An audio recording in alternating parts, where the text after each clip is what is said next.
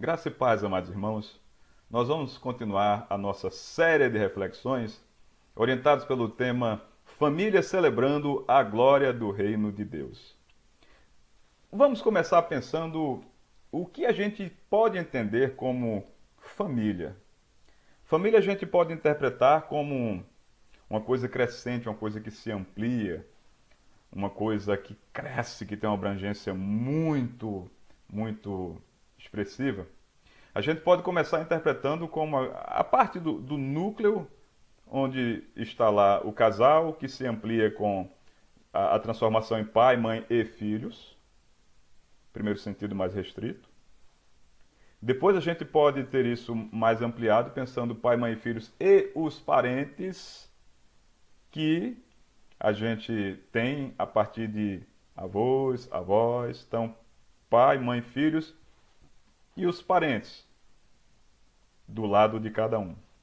E pode-se ampliar esse conceito, como o direito já fala em alguns pontos, que família, além destes, a gente pode compreender como qualquer um que a gente tenha afeição, que more no mesmo lugar, com vínculo consanguíneo ou não, inclusive aqueles que trabalham no lar são vistos como aqueles que compartilham das necessidades que a família compartilha. O conceito de família é muito amplo. Não sei como você entende família, mas a minha proposta hoje é nós pensarmos no tema Família celebrando a glória do reino de Deus como um desafio. Na reflexão anterior nós falamos sobre famílias que contemplaram. Hoje eu queria ver o tema como um desafio. Imaginar o que é necessário para que as famílias contemplem a glória do reino de Deus. E o que é o reino de Deus? O reino de Deus é um lugar, é um tempo. A gente pode pensar muito, né, para descobrir se é lugar, se é tempo, o que é. Fica mais simples a gente entender que o reino de Deus é quando a gente percebe a vontade de Deus se cumprindo.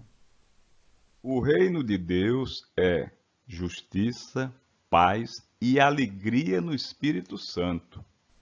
É nossa responsabilidade contribuir para que o reino de Deus seja implantado e vivido já aqui na terra. A gente faz isso a partir da obediência à vontade de Deus, olhando as suas escrituras, aplicando a nossa vida com a ajuda dele. Aí a gente consegue ir transformando o mundo e aí sim a gente viver, experimentar o reino de Deus e sua glória. Então, na reflexão de hoje, vamos observar duas situações, dois casos. Um deles é crescente e o outro é bem conclusivo. Eu gostaria que você, juntamente comigo, refletisse sobre o texto, sobre a experiência do centurião que está escrita no texto de Atos, capítulo 16, versos 25 a 34. O texto diz que aquele homem experimentou um momento em que desejou a sua própria morte e que Paulo e Silas evitaram que ele levasse ao fim a sua vida no desespero. Orientaram aquele homem de como experimentar a salvação e depois levaram a salvação para a casa daquele homem. A gente pode resumir assim aquela história. Eu gostaria de observar pequenos detalhes que estão ali e que, olhando mais próximo do texto, a gente pode se conectar com essa mensagem. A primeira coisa que eu queria destacar é que aquele homem, quando se desespera tentando acabar com a sua própria vida porque ele pensou que todos haviam fugido, aquele homem agiu como quem confia apenas em suas próprias forças, apenas naquilo que ele pode fazer, e como quem teme tudo o que pode acontecer como consequência de um erro cometido. Certamente ele pensou, todos fugiram e agora eu terei a maior punição. Aí Paulo e Silas viram o desespero daquele homem, mas também a causa. Quando eles dizem, não faça isso, não se mate, eles estão tentando conter o desespero dele e chamar a atenção. E quando eles complementam dizendo, estamos aqui, aí ele resolve. Eles resolvem. Não se mate, estamos aqui, não há razão para isso, para que desespero. Observe as coisas com um novo olhar. Não tire conclusões precipitadas. Pense um pouco mais, olhe para nós, reflita, estamos aqui. Não tire sua vida. Tantas vezes na vida a gente vê momentos em que as pessoas tomam decisões precipitadas, movidos pelo julgamento, por pressões externas. É nossa responsabilidade trabalhar e transformar o mundo, e transformar o mundo a partir de nós, da maneira como vemos as coisas, como vivemos, como confiamos em que confiamos, enxergando as pessoas e respeitando suas necessidades. Entendendo que quando alguém diz uma palavra pesada, quando alguém age de maneira inadequada, ela está expressando uma necessidade. Em vez de darmos a cada pessoa que olhamos, dentro de casa, em todos os lugares, sentenças, procurarmos observar o que cada um precisa. E quanto mais absurdo o comportamento, maior o grito por socorro. Paulo e Silas viram o desespero daquele homem, entenderam por que ele sofria e fizeram ele começar a experimentar o reino de Deus, que é justiça, que é paz, que é alegria no Espírito Santo. O desespero daquele homem, naquele momento, foi aliviado.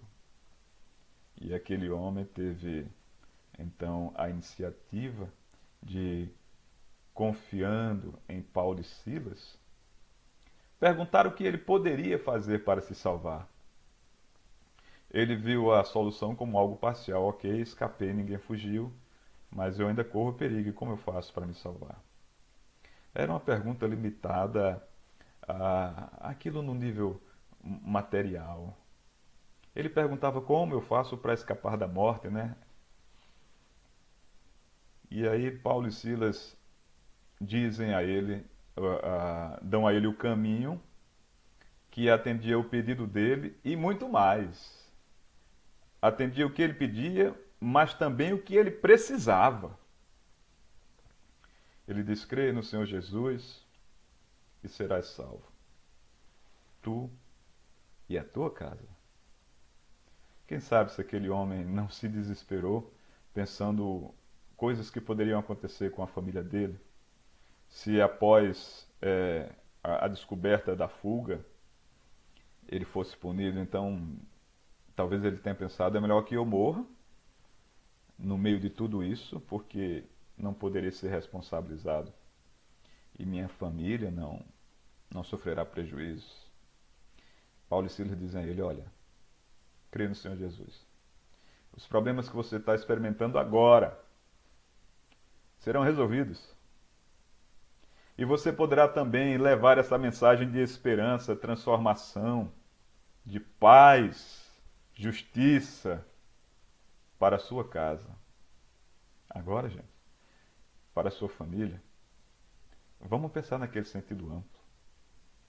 Levar paz, justiça, amor, misericórdia para todos os lugares onde estivermos. Paulo e Silas foram levados à casa daquele centurião. E chegando lá, nós vemos que o centurião cuidou deles. Já houve um tratamento diferente. O texto diz assim, ó: Então os levou para a sua casa, serviu-lhes uma refeição e com todos os de sua casa alegrou-se muito por haver crido em Deus. Aquele homem creu, levou para a sua casa, já houve transformação em seu comportamento, cuidando das feridas, daqueles que estavam sofrendo, vivendo amor. Isso transformou o seu lar. E aquela família experimentou, contemplou a glória do reino de Deus. Diz assim: com todos os de sua casa, alegrou-se muito por haver crido em Deus. Aí a gente volta e pode refletir. O desespero dele era por falta de fé. Fé em Deus. Aí receberam a palavra de Paulo e Silas, recebeu a palavra de Paulo e Silas, acalmou-se, creu, levou a mensagem de salvação para aqueles que ele amava, demonstrou a mudança em sua vida e assim, todos em sua casa puderam se alegrar, porque aquele homem transformado como estava, sim, de fato, cria em Deus. É essa transformação na nossa vida que transforma também a vida dos outros. É esse nosso experimentar da fé que faz com que os outros possam também, a partir de nossa transformação, viver as suas experiências de fé, experimentar o reino de Deus, realizar a vontade de Deus na vida. Vamos pensar agora sobre a experiência de Zaqueu. Quando a gente pensa em Zaqueu, então não sei o que é que você pensa agora, né? Quando fala Zaqueu, talvez você já comece a lembrar a história dele todinho, vai lembrar que ele era pequenininho, que ele precisou subir numa árvore para ver Jesus, e Jesus, o vendo, mandou ele descer porque ele queria ir para a casa dele naquele dia, achava conveniente fazer isso. E que ele se arrependeu daquilo que havia feito ao longo do tempo e que tomou providências para corrigir o seu erro. E na casa de Zaqueu houve salvação. Na história do centurião, na experiência do centurião, nós vemos que o centurião, no momento de desespero, ainda nem sabia o que fazer da vida. Em Zaqueu, eu já vejo alguém incomodado, querendo mudar a vida e procurando oportunidade, tentando vencer seus limites, aquilo que lhe impedia, porque Zaqueu não era alguém que chegava nos lugares e era bem recebido. Se ele tinha suas dificuldades, ninguém ia ajudar Zaqueu para ver Jesus. Mas ele deu o seu jeito, né? E Jesus, vendo o esforço dele, vendo ele, deu andamento ao que ele precisava. Amados, uma coisa que eu sempre penso, né? É o critério, né? A confissão de Zaqueu. Porque Zaqueu disse que ia dar metade do que tinha aos pobres, e com o que restava, ele propôs recompensar em 4 vezes mais se ele tinha extorquido alguém. O que a lei dizia é que se alguém cometesse algum delito, né, algum roubo, deveria dar 20% a mais. quando alguém admitia, daria 20% a mais. Quando alguém era pego em flagrante, digamos assim, aí daria o dobro. Agora, quando alguém era pego, quando alguém confessava, quando alguém extorquia, quando alguém aplicava algum golpe, que isso afetava aquilo que o outro mais precisava, tirava dele o que era essencial. A pena era que fosse 4 vezes mais. O que eu quero destacar é que Zaqueu aplicou a si mesmo, foi decisão dele, a maior pena. Ele queria aplicar a sua vida à vontade de Deus. Ele queria transformação. Ele queria experimentar a plenitude, a glória do reino de Deus. Porque isso só se experimenta, só se vive quando a gente realmente aceita a vontade de Deus em nossa vida. Ele não procurou justificar. Não, não, não, não. Ele aceitou e aplicou. Isso me lembra o pastor Davi.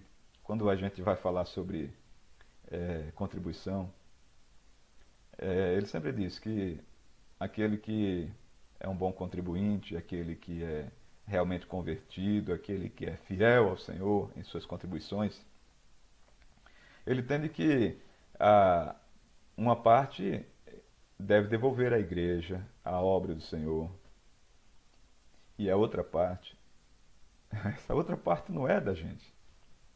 Não. Ela continua sendo de Deus para a gente administrar. Então o que faz a gente prosperar e ser feliz na vida é quando a gente entrega uma parte do que recebe para a obra e que usa a outra parte ainda, segundo a vontade de Deus. Que a gente não diz, ó, já entreguei o teu, agora isso aqui é o meu. Não. Zaqueu disse, ó, eu vou pegar metade, vou realizar uma coisa relevante. E o que sobra, eu vou procurar consertar os meus erros, vou aplicar a pena máxima, eu não vou fazer uma coisa por fazer. Eu vou fazer realmente com dedicação e consagração. Irmãos, eu estava olhando os textos, e no verso 8 que diz assim: Mas Zaqueu levantou-se e disse ao Senhor: Olha, Senhor, estou dando metade dos meus bens aos pobres, e se de alguém extorquir alguma coisa, devolverei 4 vezes mais. Nesse verso, eu dei uma olhada no grego, em outras versões, porque a expressão levantou-se, ela é muito importante. Ela é marcante. Observe que Zaqueu restaurou-se, reergueu-se, levantou-se no seu coração e em seus atos. Porque esse é quando as pessoas estavam ali criticando que não deveria estar ao lado dele, mas ele toma uma atitude. Reage e dá prova a todas as pessoas diante do Senhor. Ele diz, Senhor, eu vou dar metade aos pobres. Observe, o reino de Deus é a justiça. Ali ele já vai aplicando a Sedacá e já vai fazendo a justiça social. Ele já está dizendo assim, tem muita gente precisando. E eu posso dar metade do que tenho aos pobres, aos necessitados, aos que sofrem, aos sem recursos. Aí ele se levantou. Eu hoje olho para a história de Zaqueu e penso assim, Zaqueu subiu na árvore, ele tentou erguer-se, mas ele se levantou nesta atitude. Quando ele decide consertar as coisas erradas em sua vida. cuidando das necessidades dos outros, as necessidades dos outros. Isso é o reino de Deus sendo experimentado quando todos compartilham, quando todos se amam, quando todos se respeitam, quando ninguém se julga e quando os pobres são cuidados. Zaqueu segue a sua experiência ao lado do Senhor Jesus, aquele diálogo, e Jesus diz assim: hoje houve salvação nesta casa, porque este homem também é filho de Abraão. Nós vimos a experiência do centurião, que começou no desespero, que era alguém que servia, que estava lá subordinado a muita gente. E a gente vê Zaqueu, que ocupava uma posição privilegiada. Mas o vazio existia na vida de ambos. Zaqueu experimentou aí, neste momento, se desconectar com o lado escuro do que é material, o egoísmo, o desejo por ter mais, porque o que é material não preenche o vazio, essa escuridão do que é material. Mas as coisas também têm a sua luz, para dar ao homem esperança. Ele se desconectou da escuridão para conectar-se com a luz que as coisas podem dar. Ele viu que tudo que ele tinha poderia ser servido, poderia servir, ele poderia servir-se daquelas coisas para servir a quem precisava, ele poderia distribuir. Por que vou guardar tudo? Isto pode ser servido a alguém. É para isso que as coisas que existem chegam às nossas mãos. Se chega às mãos de quem tem muito, é porque sabe cuidar e pode distribuir. Observe Zaqueu. Para ocupar a posição que ele ocupava, ele não era qualquer um, era alguém preparado, alguém que sabia cuidar das finanças, administrar as coisas. Por isso que ele provavelmente acumulou tanta riqueza que poderia se libertar de metade do que tinha e ainda sair indenizando com o que restava às outras pessoas. Se nós temos prosperidade, se nós temos coisas materiais chegando à nossa vida, é porque nós somos bons no que fazemos, porque somos abençoados, porque Deus está nos dando uma oportunidade de viver a vontade dEle.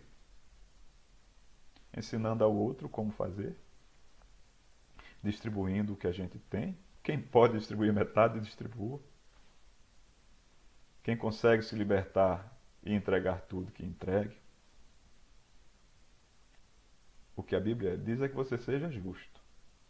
Que o objetivo é você usar o que tem para socorrer o outro. Não é tornar-se necessitado também.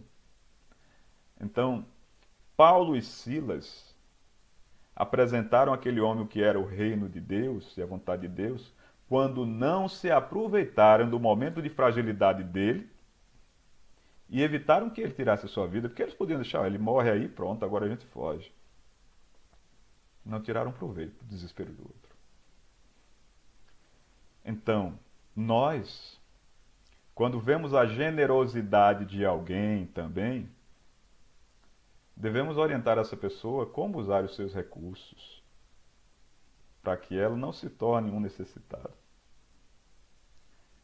Há tantas pessoas desesperadas com o vazio em seu coração, assim como Zaqueu, se sentindo culpadas por terem construído fortuna e caem nas armadilhas daqueles aproveitadores que tiram dessas pessoas tudo que têm. E o pior, em nome de Deus, essa não é a vontade de Deus.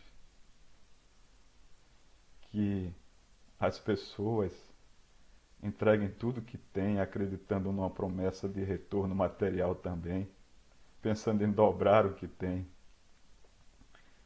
A vontade de Deus é que a gente socorra a todos, sem ser alguém que precise também de socorro com aquilo que a gente está entregando. Que sentido faz o Eterno nos abençoar e eu pegar a bênção, distribuir e depois estar precisando novamente? A gente está vivendo um momento muito marcante quando as pessoas estão aí paradas, sem emprego, precisando de remédio. E mesmo assim, as pessoas continuam fiéis e contribuindo. Nos avisos de hoje nós vimos aí o agradecimento porque Graças a Deus, o Centro de Desenvolvimento Integral Boa Viagem, a Igreja Batista, a primeira Igreja Batista em Boa Viagem, tem voluntários, tem contribuintes, tem instituições que respeitam, que acreditam, que contribuem com o seu trabalho ou que entregam recursos financeiros ou que usam a nossa logística, a nossa instalação, acreditando que a gente faz a vontade de Deus. E aquilo que eles nos entregam chegará ao seu destino. Apenas para que a gente veja famílias celebrando a glória do reino de Deus. Sabendo que o mérito não é nosso, a glória de Deus. Se nós queremos mudar o mundo, nós já estamos experimentando a vontade de Deus em nossa vida. Se nós agimos para mudar o mundo, nós experimentamos estes benefícios também de ver à nossa frente. Nós precisamos muito, a partir de nós mesmos, cada dia mais, se afastar, se libertar do que é a nossa própria vontade e seguir a vontade de Deus. Aí a gente experimenta o governo de Deus aqui na Terra. Vidas sendo transformadas, pessoas sendo atendidas, lares plenamente felizes, porque somente no reino de Deus esta é uma perspectiva real. Que o Eterno te abençoe e que você consiga vencer esse desafio de ver famílias contemplando a glória do reino de Deus. Amém.